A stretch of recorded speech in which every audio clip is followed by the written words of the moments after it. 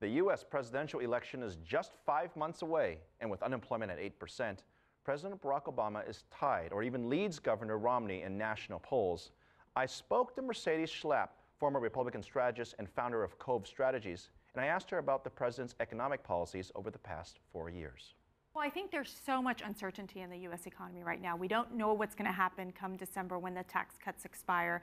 We're getting very little indication in terms of what President Obama is going to do. Obviously, he doesn't like these tax cuts. He did extend them last year, but we're not sure if this is going to take course this year. And in essence, what we're seeing is that a lot of these small business owners are very concerned about the increasing costs that we're going to see laid out by the Obamacare legislation that we know just was upheld by the Supreme Court, and also by where these tax cuts are they going to be in play again come December. Let's talk about tax cuts a bit, because it's a relatively simple thing for, I think, most people in the U.S. and around the world to understand. More taxes generally is bad for businesses, and you have a significant fiscal cliff. Could you explain what the fiscal cliff is and what the worst case scenario might be if Congress doesn't act? Well, what we're looking at also is if you have increased spending, which we know that with President Obama in his case, he passed the stimulus bill back in 2009 and really has not been able to produce the jobs that we were hoping for. I mean, we're still talking about an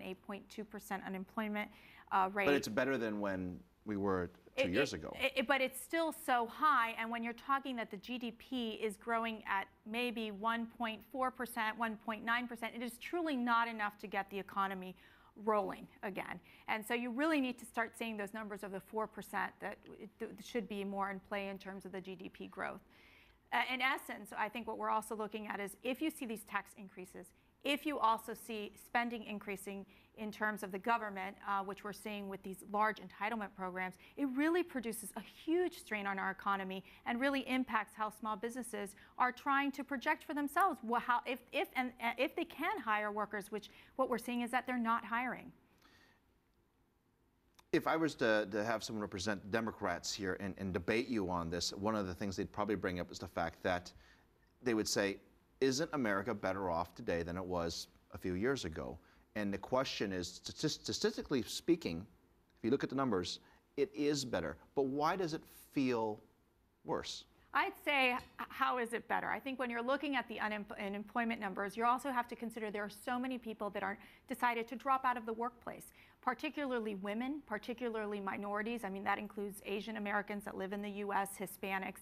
I mean, then on top of that, we're seeing the poverty levels, record number poverty levels in the U.S., also where minority groups in this country have higher poverty levels than the rest of the Americans.